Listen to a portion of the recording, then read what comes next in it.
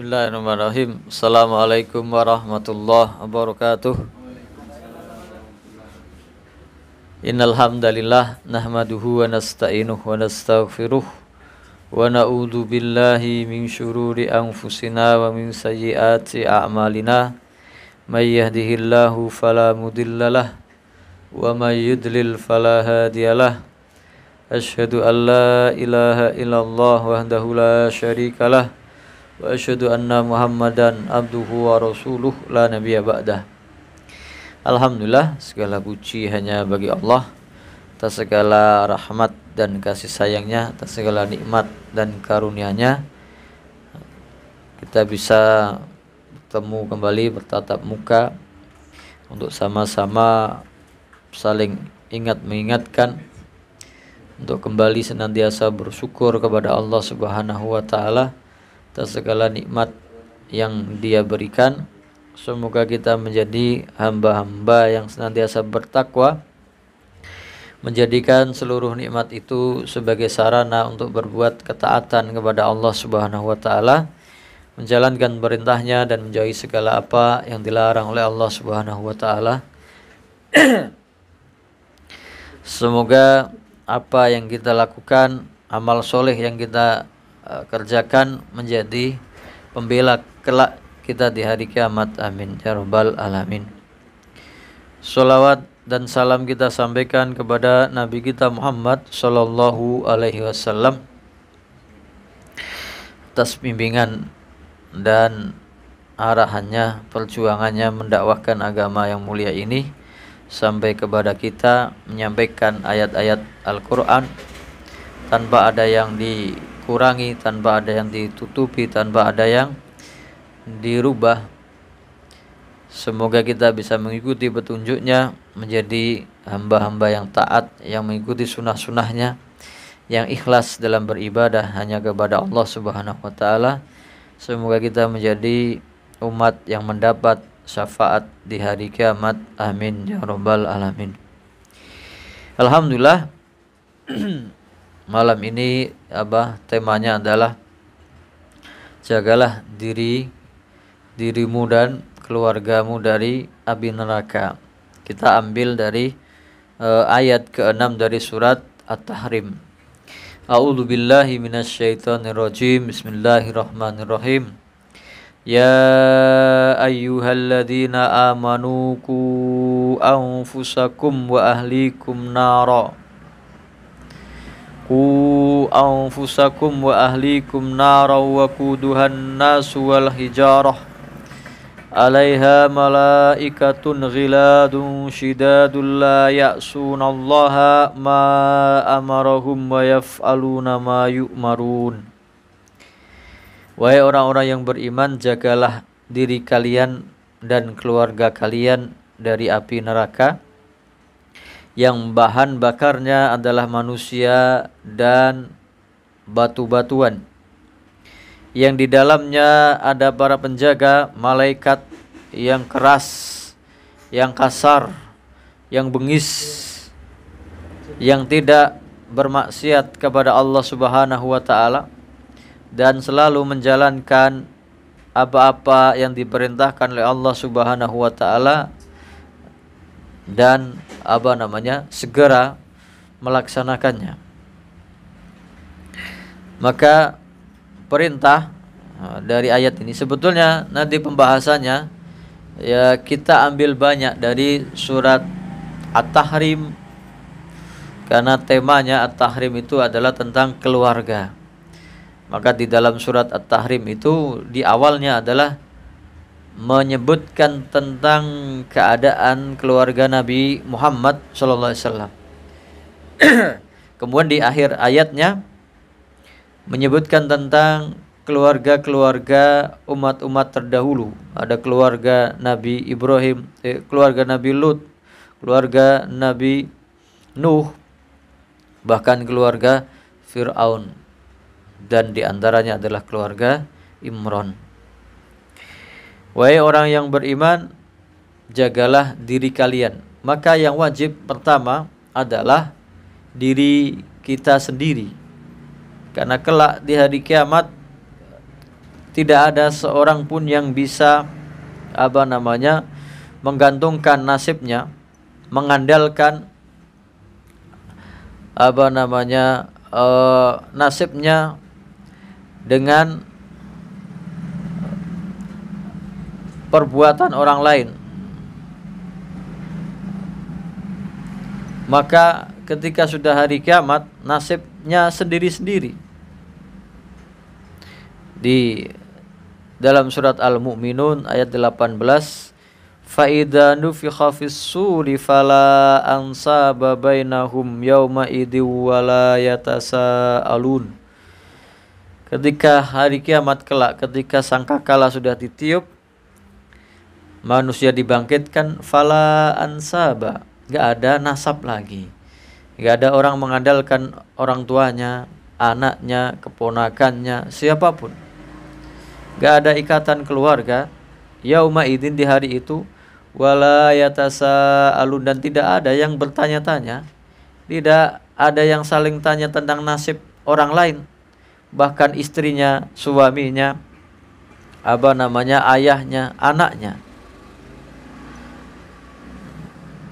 Tidak ada yang saling memperhatikan nasib orang lain karena mereka sibuk ingin menyelamatkan diri mereka sendiri. Sebagaimana dalam surat Abasa,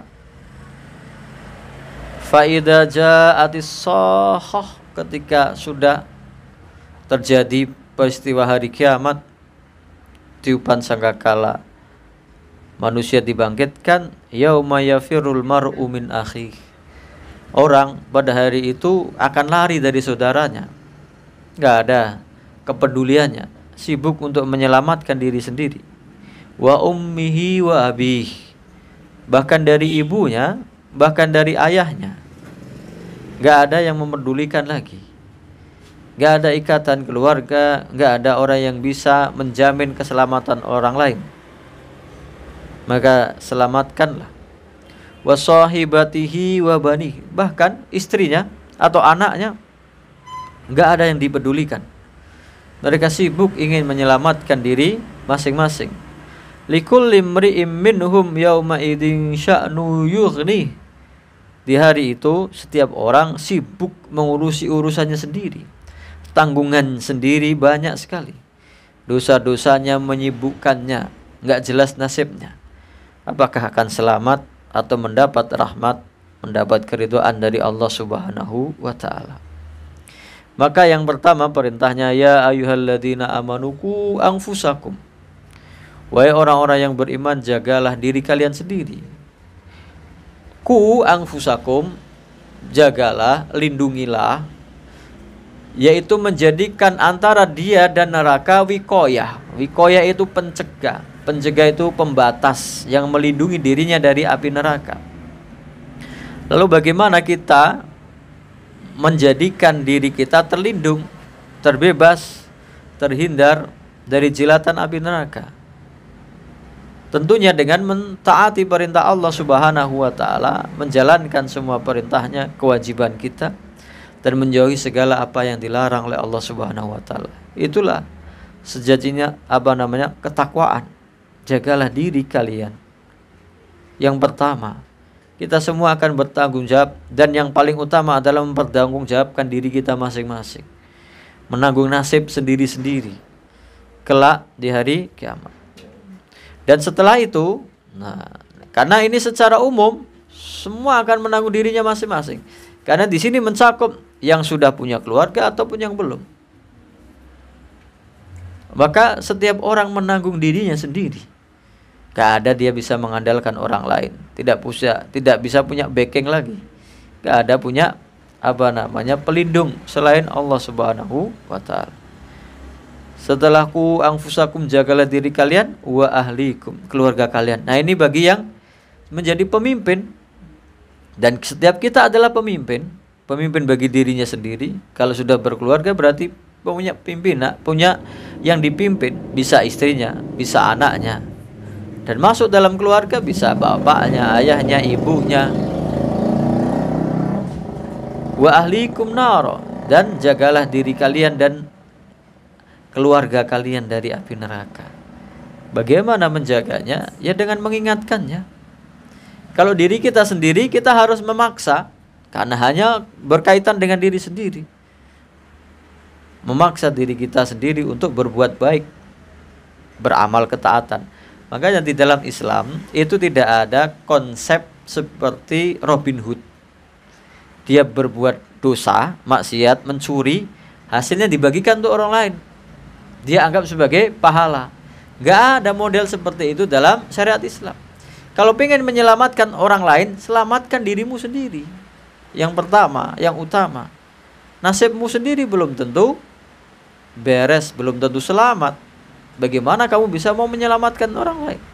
Maka dalam Islam, selamatkan dirimu sendiri, jaga dirimu sendiri dari api neraka. Baru ada tanggunganmu dalam keluarga, ada anak dan istrimu yang harus engkau jaga. Karena itu masuk dalam pertanggungjawaban kita.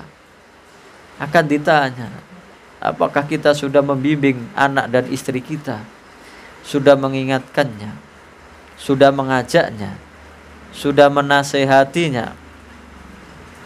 Kalau di dalam tafsirnya ayat tentang ya ayyuhalladzina amanuku anfusakum wa ahlikum nara, wahai orang-orang yang beriman, jagalah diri kalian dan keluarga kalian dari api neraka.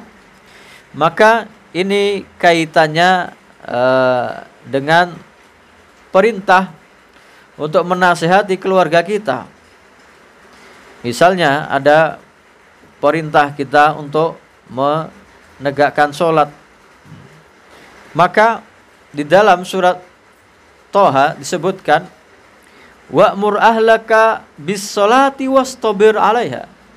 Perintahkanlah keluargamu untuk sholat dan bersabarlah di dalamnya. La nas'aluka rizqan nahnu narzuquk wal akibatu littaqwa.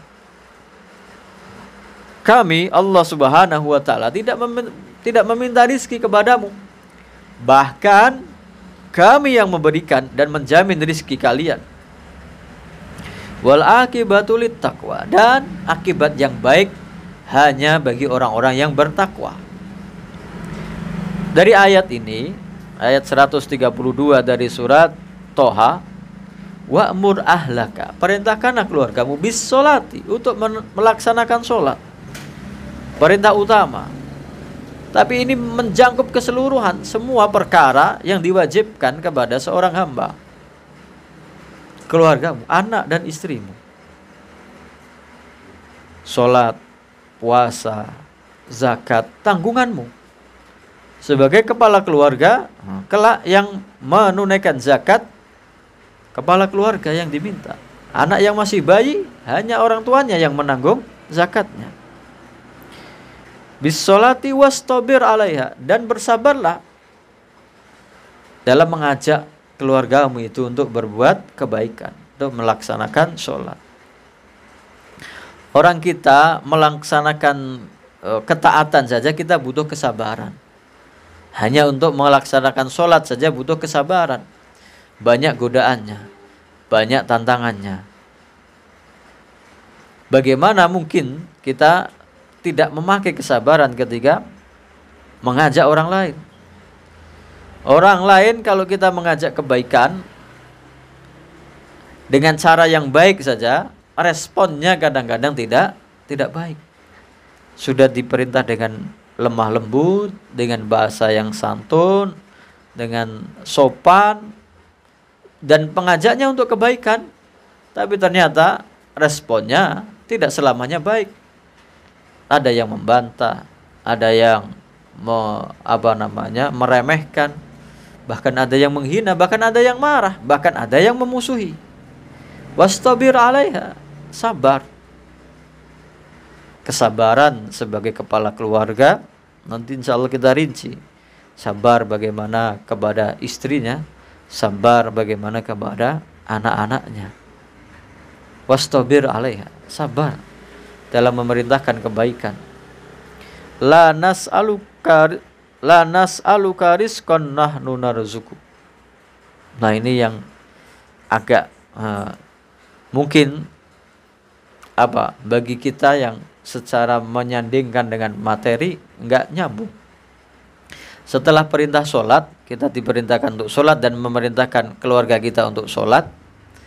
Kaitannya dengan rizki. Kami tidak meminta rizki kepadamu, tapi nahnu narzuq, kami yang memberi rizki. Artinya secara langsung tidak langsung, sholat kita, kualitas ibadah kita berpengaruh kepada rizki kita yang diberikan oleh Allah Subhanahu wa ta'ala. Allah yang menjamin.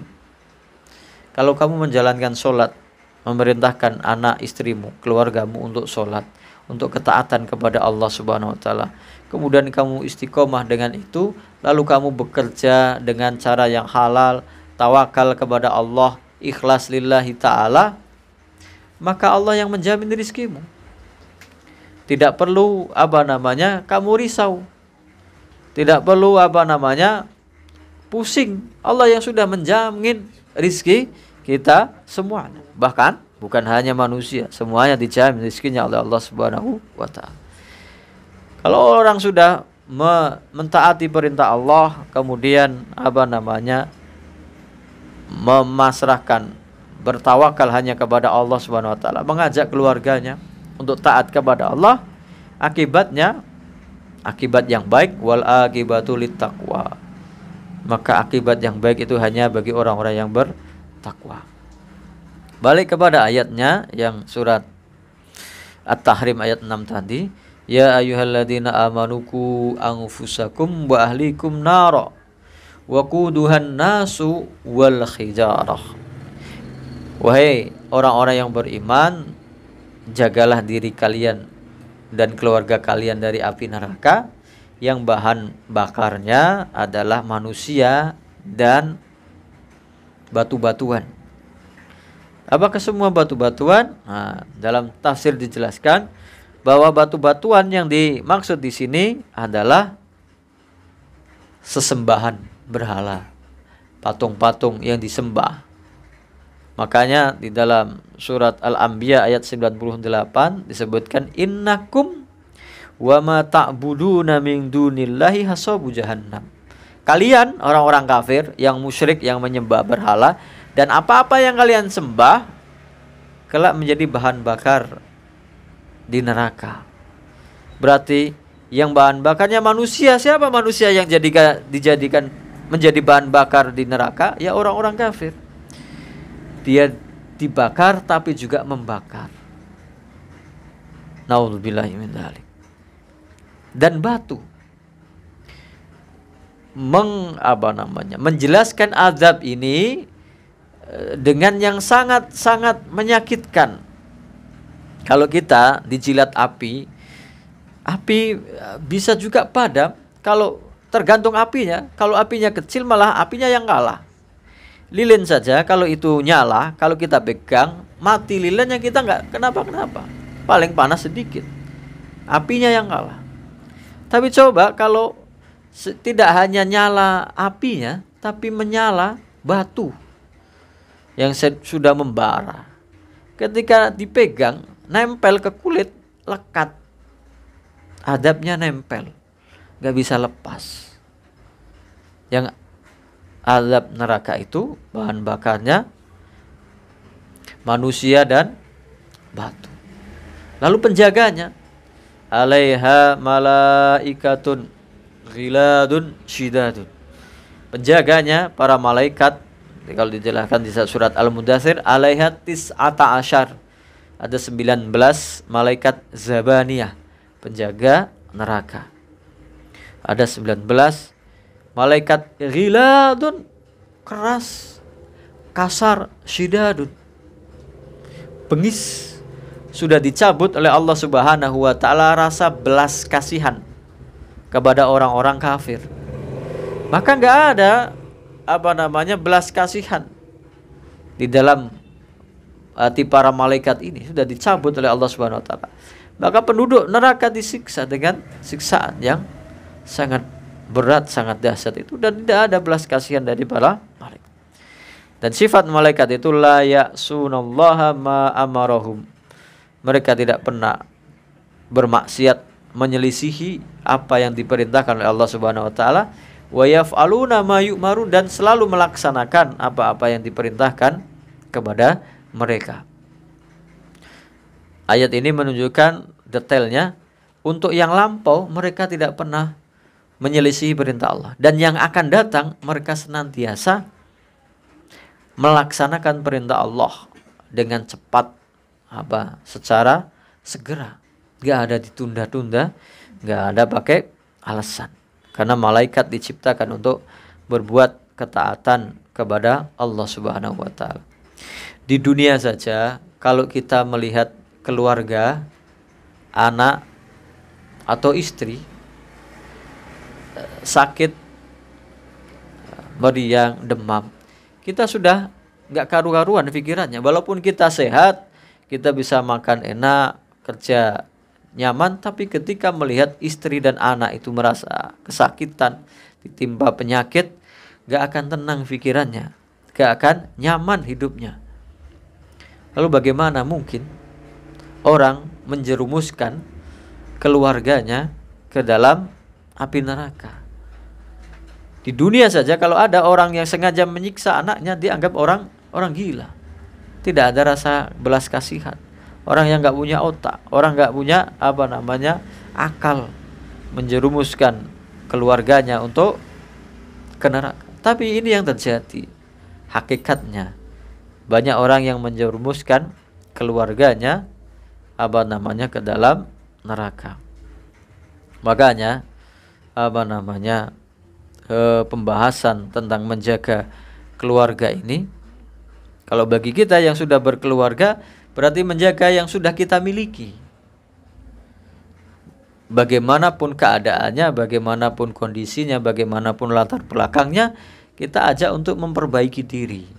Kita ajak untuk sama-sama berbuat ketaatan kepada Allah Subhanahu wa taala. Makanya ini berkaitan juga dengan kedudukan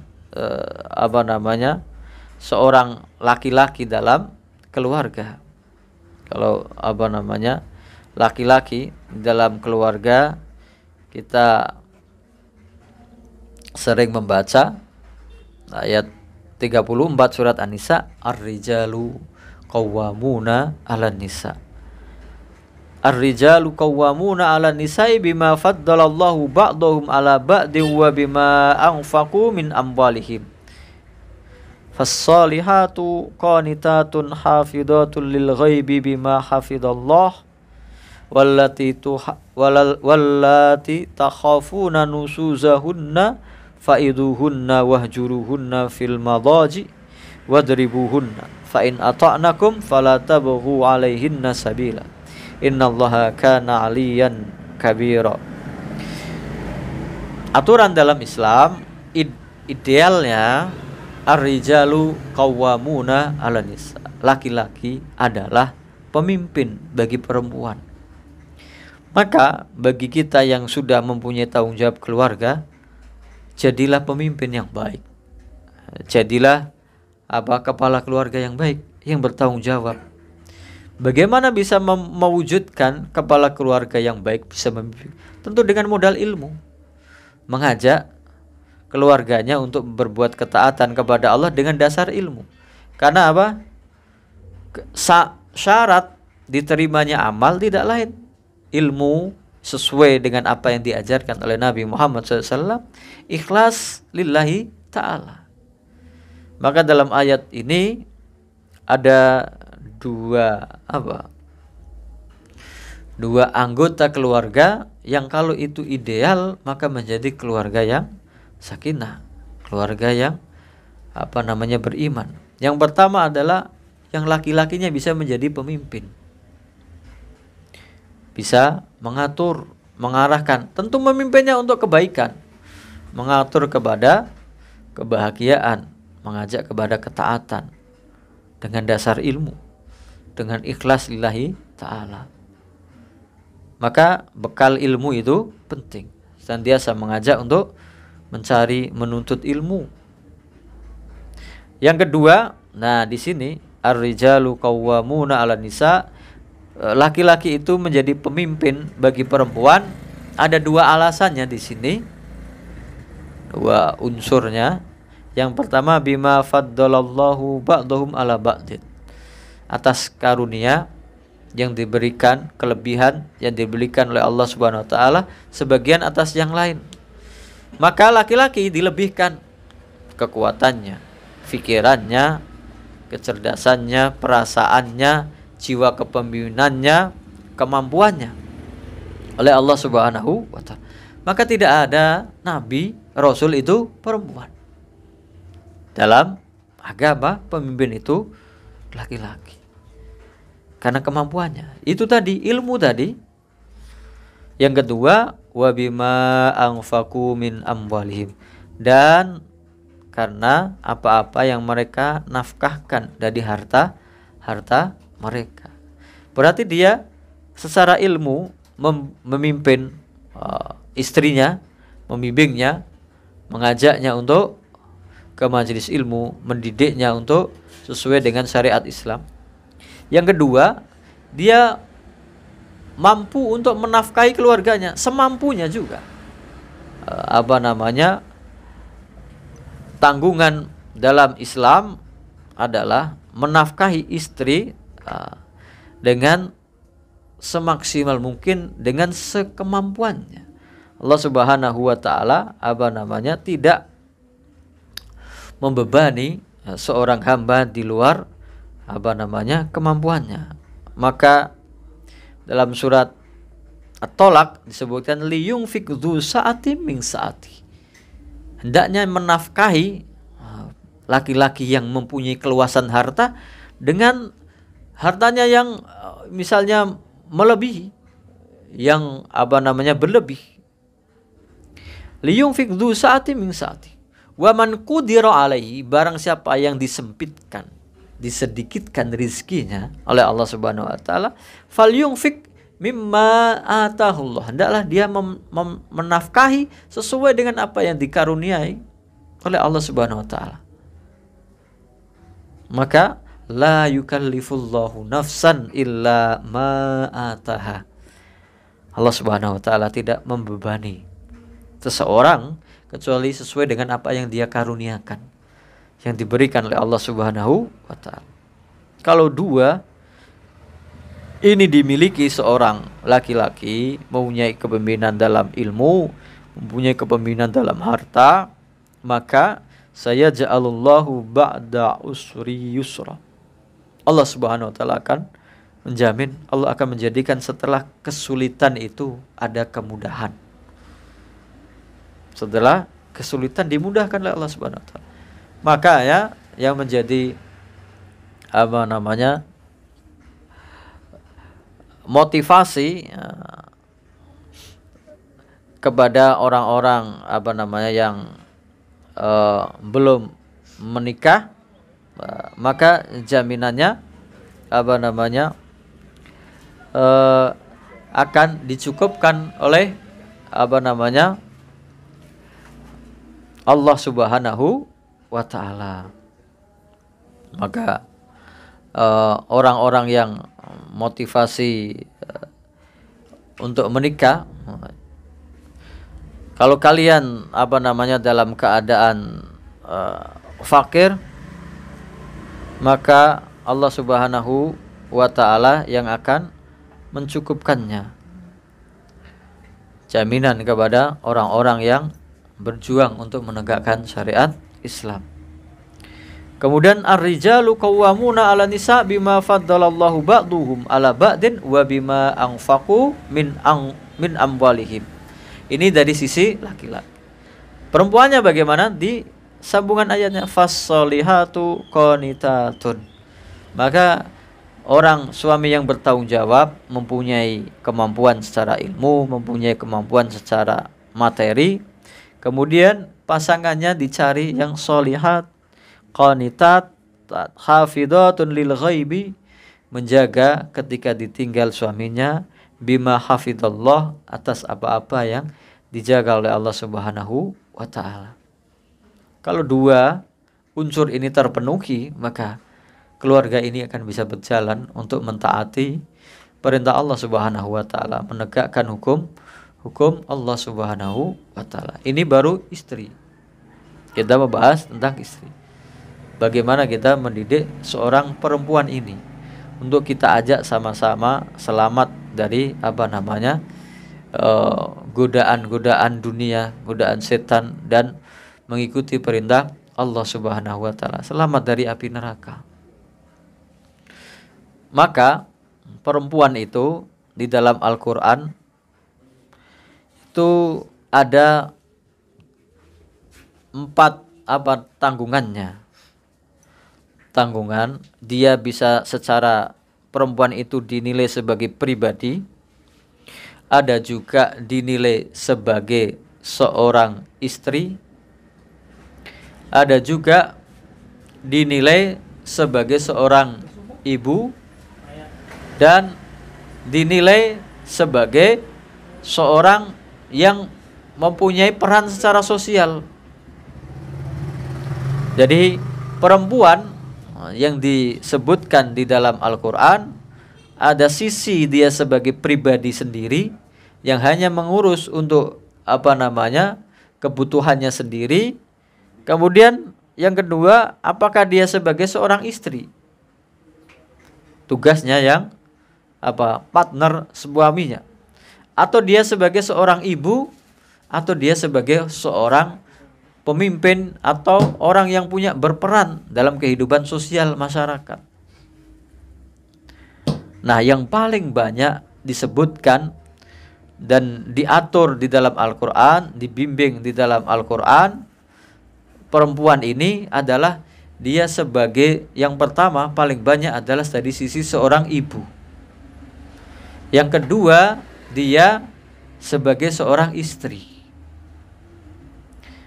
Maka orang perempuan yang mau dibimbing untuk menjadi perempuan yang sukses, yang bisa dibimbing oleh suaminya, diajak sama-sama menyelamatkan dirinya dan keluarganya dari api neraka, 2 profesi ini yang harusnya dia lakukan dengan sebaik-baiknya. Dia perankan dengan sebaik-baiknya sebagai seorang ibu, sebagai seorang istri. Tapi yang kita lihat di zaman sekarang hanya 2 unsur ini yang belakangan, yang gak terlalu banyak, yaitu sebagai pribadi, hanya ngurusi dirinya sendiri, dan yang kedua malah sebagai fungsi sosialnya, yang ngurusi orang lain, entah itu sebagai pemimpin, entah itu pekerjaannya yang di luar urusan keluarganya. Malah kebanyakan perempuan zaman sekarang fokusnya yang 2 ini, yang tidak terlalu penting. Banyak ngurusi dirinya sendiri. Makanya yang ramai sekarang itu ya, bagaimana perempuan itu menjaga fisiknya dari segala macam fasilitas. Ada peralatan kosmetiknya, ada bajunya, penampilannya, ada perhiasannya. Sibuknya untuk mengurusi dirinya sendiri, padahal ada tugas yang penting sebagai istri, sebagai seorang ibu. Bahkan yang lebih parah lagi, lebih banyak mengurusi di luar kepentingan keluarganya, sebagai posisinya dalam urusan sosial, padahal itu mayoritas adalah urusan laki-laki. Kalau ini terjadi, maka tidak terjadi keseimbangan. Padahal tadi harusnya 2 unsur tadi sudah terpenuhi. Laki-laki yang pemimpin, unsur pertamanya dia punya kemampuan secara ilmu, yang kedua dia punya kemampuan secara ekonomi.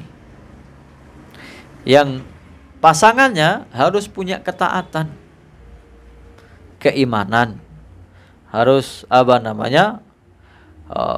punya keteguhan dalam membimbing keluarganya untuk sama-sama mencari keridhaan Allah Subhanahu wa ta'ala. Tapi apakah mungkin seorang suami atau dengan istri yang posisinya terbalik? Maksudnya bukan posisi ininya, kepemimpinannya, kemampuannya. Kadang-kadang ada istri atau seorang perempuan itu kemampuan ilmunya lebih dari suaminya, lebih paham agama dari suaminya, dan lebih parahnya lagi ada seorang perempuan yang kemampuan ekonominya lebih besar dari istrinya. Dan dua unsur seperti ini yang banyak memicu masalah atau keretakan dalam rumah tangga. Tapi apakah itu otomatis bisa merusak? Tidak semuanya. Tinggal bagaimana kita memposisikannya. Walaupun suaminya misalnya ilmu agamanya kurang, kalau dia mau belajar, dia mau dibimbing, mengakui kemampuannya, tetap dia sebagai pemimpin. Walaupun secara agama, secara ilmu dia mengikuti atau diajari oleh istrinya, tetap dia punya posisi yang pemimpin dalam keluarganya. Atau secara ekonomi, Nabi kita Muhammad SAW itu ketika menikah dengan Khadijah, jelas yang lebih mapan secara ekonomi adalah Khadijah radhiyallahu anha. Tapi keduanya menjadi pasangan yang ideal, yang serasi, yang menjadi keluarga. Makanya permasalahan rumah tangga yang disebutkan di dalam Al-Quran, dalam kehidupan Nabi Muhammad SAW itu tidak, atau jarang atau tidak, antara jarang dan tidak. Kalau di dalam Al-Quran mungkin tidak, yaitu ketika masih Nabi hanya beristri Khadijah radhiyallahu anha. Antara jarang dan tidak dimunculkan atau diceritakan di dalam Al-Quran tentang masalah rumah tangganya. Padahal dua unsur itu, istrinya mempunyai keunggulan dalam masalah harta. Kenapa bisa menjadi ideal, menjadi berjalan dengan serasi? Karena ketika Nabi Muhammad SAW menikahi Khadijah, begitu menjadi suaminya, seluruh bisnisnya, seluruh ekonominya, perdagangannya kemudian diserahkan kepada Nabi Muhammad SAW. Khadijah langsung ketika sudah menjadi istri Nabi Muhammad SAW langsung menjadi ibu rumah tangga, fokus untuk mengurusi rumahnya, menyerahkan semuanya. Ini sebelum Nabi Muhammad SAW diutus menjadi Nabi dan Rasul, menyerahkan semua keputusan kepada Nabi Muhammad SAW. Walaupun dia kemampuan secara awalnya, finansialnya di bawah Khadijah radhiyallahu anha. Nah, untuk bisa mencapai seperti ini berarti butuh pengakuan atau butuh kerelaan dan ketaatan seorang istri yang sholihah. Nah, masalah yang jadi jangan dikira bahwa Nabi Muhammad SAW keluarganya itu ideal, nggak ada masalah, nggak ada pertentangan, nggak ada pertengkaran. Ada, bahkan disinggung di dalam Al-Quran, disebutkan. Dan itu terjadi setelah wafatnya Khadijah radhiyallahu anha, setelah Nabi punya istri-istri yang banyak ini. Awalnya mereka dalam keadaan yang ekonomi yang bisa dikatakan hidup sederhana Nabi Muhammad SAW. Justru masalah itu terjadi ketika orang-orang Islam itu sudah mempunyai kekuasaan, sudah menaklukkan beberapa wilayah di Jazirah Arab, sudah menang peperangan, mendapat banyak ghanimah. Maka istri-istri Nabi ini menuntut kepada Nabi Muhammad SAW untuk menaikkan nafkahnya, menuntut lebih. Bahkan dikisahkan Nabi SAW itu sampai hampir sebulan tidak mau pulang ke rumah istri-istrinya, hanya diam di masjid, mendiamkan, sampai turun ayat yang menjelaskan peristiwa itu dalam surat Al-Ahzab ayat 28 dan setelahnya. Ya ayyuhan nabiyyu qul li azwajika in kuntunna turidnal hayatad dunya wa zinataha fata'alaina umatikunna wa usarrihkunna sarahan jamila. Jadi istri-istri Nabi itu meminta kepada Nabi karena melihat para sahabat sudah mendapat banyak ghanimah. Padahal Nabi kalau sudah dapat ghanimah sudah diserahkan kepada fakir miskin. Gak ada yang disimpan di rumah. Maka istri-istri ini melihat kekuasaan yang sudah di depan mata itu, ingin mendapat, dan itu normal, manusiawi, kebutuhan hidup manusia. Maka mereka meminta nafkah yang lebih kepada Nabi Muhammad SAW. Maka turunlah ayat ini, wahai Nabi, katakanlah kepada istri-istrimu, kalau kalian menginginkan kehidupan dunia dan segala perhiasannya, fata'ala, kemari. Fata'alaina umatikun, aku akan berikan mut'ah. Mut'ah itu apa? Harta ketika sudah diceraikan. Wa usarrihkunna sarahan jamila, dan aku ceraikan kalian dengan perceraian yang yang baik-baik. Jadi sudah diancam oleh ayat-ayat Al-Quran ini. Maka ditanya satu persatu. Ketika ayat ini turun, para istri-istri Nabi itu ibaratnya disidang satu persatu. Apakah kalian ingin kehidupan dunia? Kalau mau, sudah diserahkan kehidupan dunia. Ini harta benda. Tapi setelah itu kalian diceraikan oleh Nabi Muhammad SAW dengan baik-baik.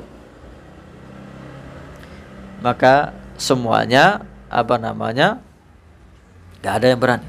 Bahkan di ayat berikutnya yang 29, wa in kuntunna turidnallaha wa rasulahu wad daral akhirah fa innallaha a'adda lil muhsinati minkunna ajran adima. Tapi kalau kalian, ibaratnya yang ayat 28, kalau kalian maunya harta, aku berikan harta.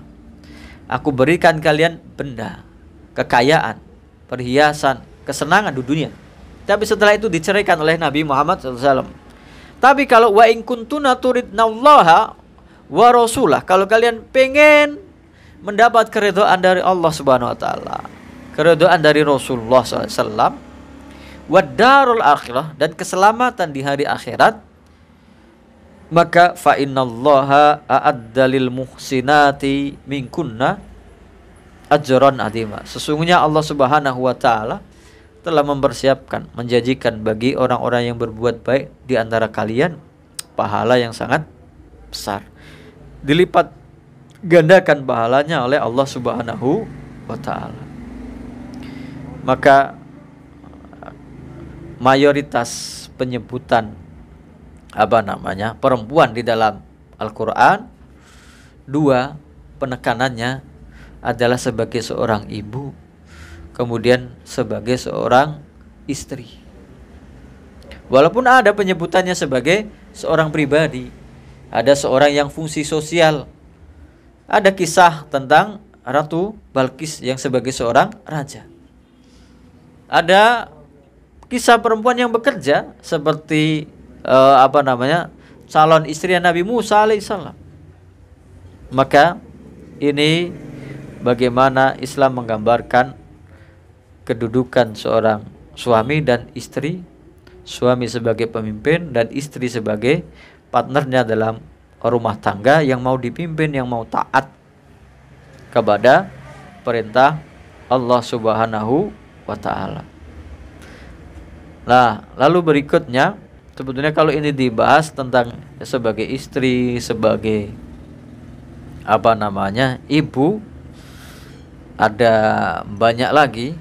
Nah, terutama dalam surat Ali Imran yang sering kita bahas, yaitu dari ayat 35. Ini perempuan, istrinya Imran. Id qalat imra'atu Imrana rabbi inni nadartu laka ma fi batni muharraran fataqabbal minni innaka antas samiul alim. Ingatlah ketika istrinya Imran ini berkata, Rabbi inni nadartu laka ma fi batni muharraran fataqabbal minni innaka antas samiul alim. Ya Allah, aku bernazar apa yang ada dalam kandunganku ini untuk nanti kalau lahir menjadi orang yang hanya beribadah kepadamu. Muharraran fataqabbal minni, maka terimalah doaku ini, nazarku ini. Innaka antas samiul alim, sesungguhnya engkau ya Allah maha mendengar, maha mengetahui. Ini proses seorang ibu ketika sedang hamil, mau melahirkan, proses hamilnya dengan baik, diisi dengan kebaikan, didoakan dengan kebaikan, motivasinya untuk kebaikan. Jadi nggak ada cita-cita untuk dunia. Setelah dia berusaha dengan baik, maka dia berdoa kepada Allah supaya diterima amalnya. Tadi amal itu syaratnya adalah ikhlas lillahi ta'ala, kemudian sesuai dengan tuntunan Allah dan Rasulnya.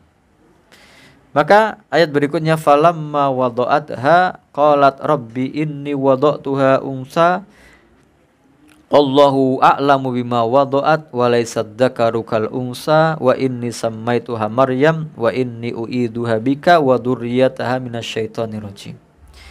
Setelah dia melahirkan, maka dia berkata, ya Allah, ternyata aku melahirkan perempuan, padahal pikirannya laki-laki, untuk dijadikan hamba yang beribadah di di Masjidil Aqsa.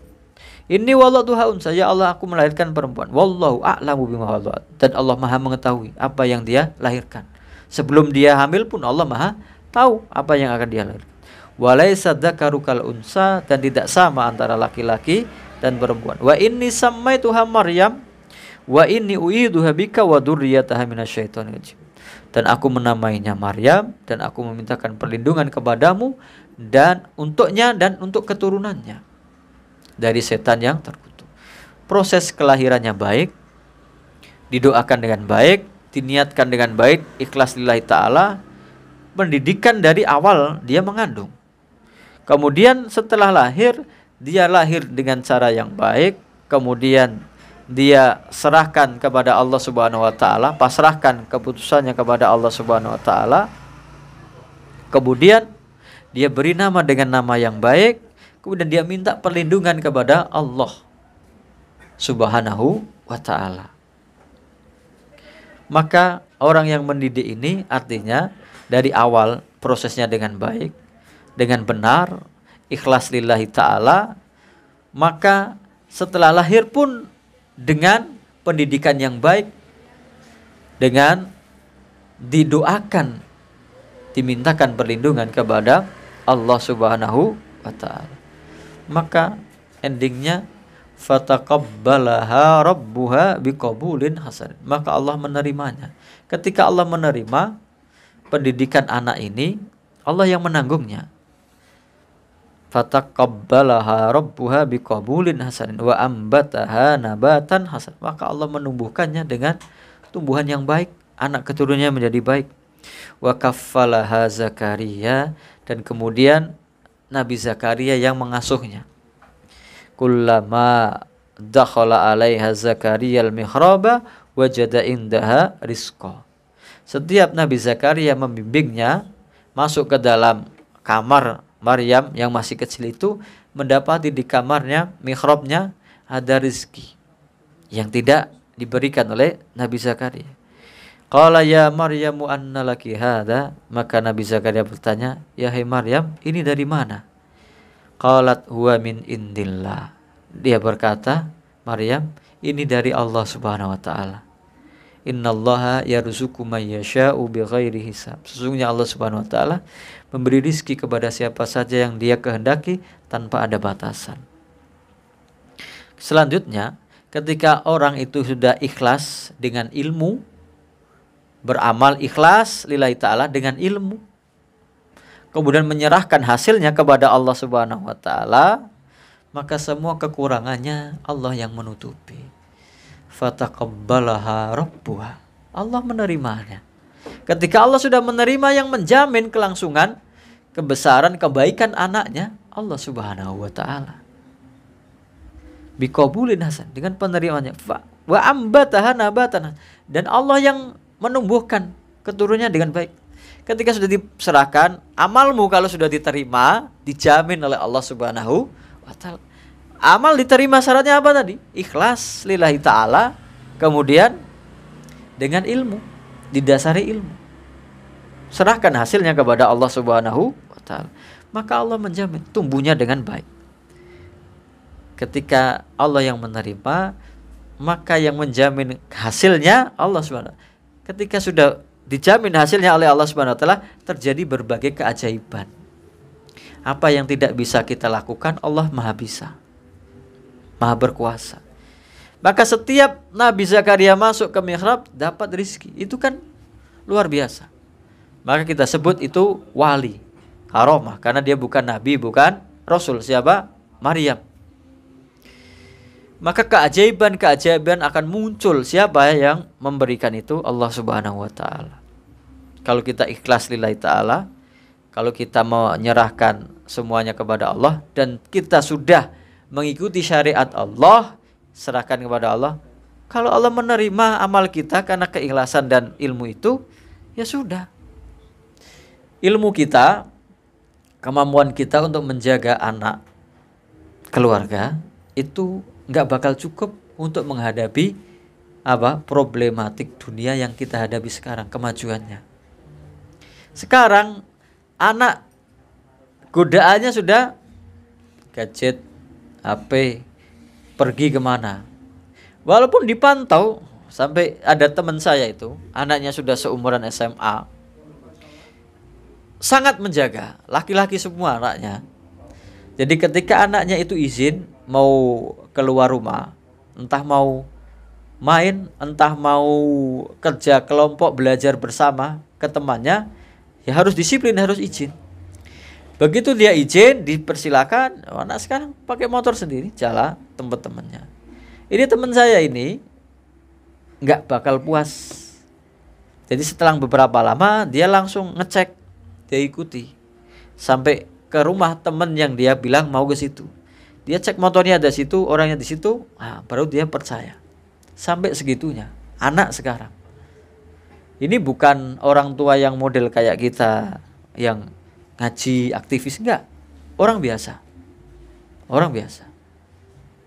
Tapi kan kita nggak bisa menjamin itu. Sekalipun diikuti terus nggak ada. Sekalipun diisi dilihat GPS-nya, diawasi, nggak bisa. Sekalipun dipasang chip sekalian, itu bisa diawasi, anak itu kemana, nggak bisa kita ngawasi 100%.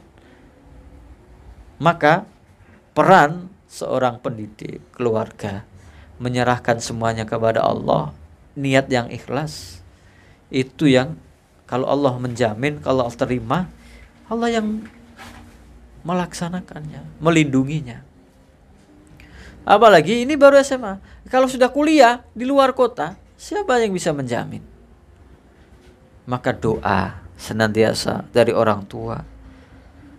Dan kalau itu sudah dijamin oleh Allah, yaitu keajaiban-keajaiban yang akan dia dapati. Prestasi-prestasi yang sangat luar biasa bagi anak-anak. Jadi kan Nabi Zakaria. Makanya Maryam itu lahir dalam keadaan yatim. Karena ibunya mendidiknya dengan ikhlas, sesuai dengan ilmu, diterima oleh Allah, kekurangannya ditutupi oleh Allah Subhanahu wa taala. Ternyata yang mengasuhnya seorang nabi, menantunya Imron sendiri. Berarti iparnya seorang nabi. Padahal Imronnya bukan nabi, hanya orang soleh. Berarti Allah melebihkan. Yang tadinya kalau ada bapaknya itu bapaknya hanya orang biasa, ini yang mendidik seorang nabi. Lebih berkualitas. Bahkan ketika dididik oleh seorang nabi dan rasul, prestasinya luar biasa. Dia mempunyai keajaiban-keajaiban, karomah-karomah yang tidak. Padahal kan ibadahnya kalah. Nabi Zakaria itu nabi dan rasul. Ini baru anak kecil, baru dididik. Berarti secara ilmu kalah, secara ibadah kalah. Tapi yang mendapat keajaiban duluan adalah Maryam alaihissalam. Maka itu buah dari pendidikan yang ikhlas, bersandarkan syariat Islam. Setelah itu, jadi kalau pengen detail lagi, berarti setiap orang tua mengawasi anak setiap perubahan. fisiknya, penampilannya, psikologisnya. Maka kullama dakhala Zakariyal mihrab, dakhala alaiha Zakariyal mihrab. Setiap Nabi Zakaria masuk ke mihrabnya mendapati rezeki. Pertanyaannya adalah anna laki hadza? Qala ya Maryamu anna laki hadza? Wahai Maryam, ini dari mana? Nah, itulah kontrol seorang pendidik, pengasuh yang membimbing anak-anak. Ini kamu dapat dari mana? Jangan sampai masuk ke dalam diri, darah, perut, mulut anak bimbingan kita harta yang diharamkan oleh Allah Subhanahu wa taala. Tapi ya ternyata Maryam ini mendapat rezeki dari Allah Subhanahu wa taala. Keajaiban. Nabinya sendiri, nabi dan rasul, ilmunya lebih dalam, lebih tinggi, amalannya lebih bagus, lebih mulia. Ternyata yang dapat keajaiban duluan adalah yang dibimbing. Lalu baru setelah itu Nabi Zakaria minta kepada Allah. Hunalika da'a Zakaria ya hunalika da'a Zakaria rabbah. Qala rabbi habli min ladunka dzurriyyatan thayyibah innaka sami'ud du'a. Dan disitulah Nabi Zakaria sadar.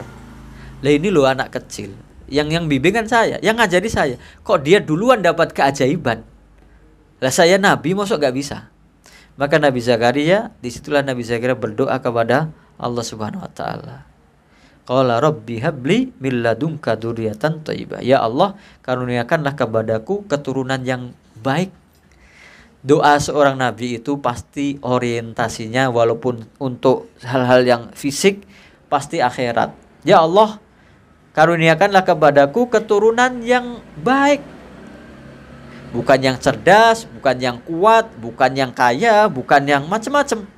Yang baik, thayyibah. Artinya orientasinya adalah akhirat. Innaka sami'ud du'a. Ya Allah, Engkau adalah zat yang maha mendengar doa. Dikaruniai. Padahal dia sudah tua, istrinya mandul, maka dia punya anak.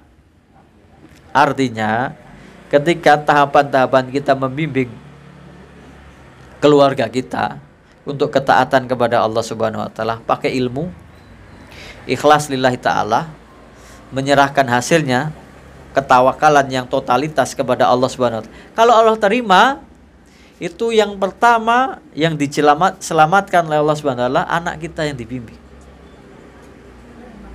Tapi imbas dari prestasi anak itu baru ternyata membawa keberkahan kepada yang membimbingnya. Ada yang berjuang mati-matian ikhlas lillahi ta'ala sesuai dengan syariat Islam. Dan saya dapati itu ada orang-orang yang bapaknya profesinya tukang beca, ibunya profesinya tukang jahit, anaknya semua laki-laki. Membimbing anaknya dengan agama. Gak ada anaknya 4 laki-laki itu, gak ada yang berandalan, yang membangkang, yang satu pun dari 4 ini, anak ini gak ada yang ibaratnya menyimpang. Padahal laki-laki semua di kota. Kondisi bapaknya seorang tukang becak, ibunya penjahit, dan semuanya ibaratnya selesailah.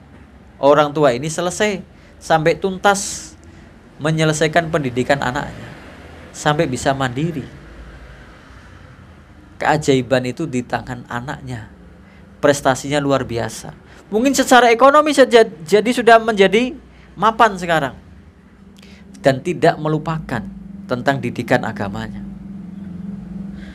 Lalu imbasnya, kan kalau kita lihat, ya mana mungkin sih orang tukang beca, istrinya penjahit, kok bisa naik haji? Kan gak mungkin.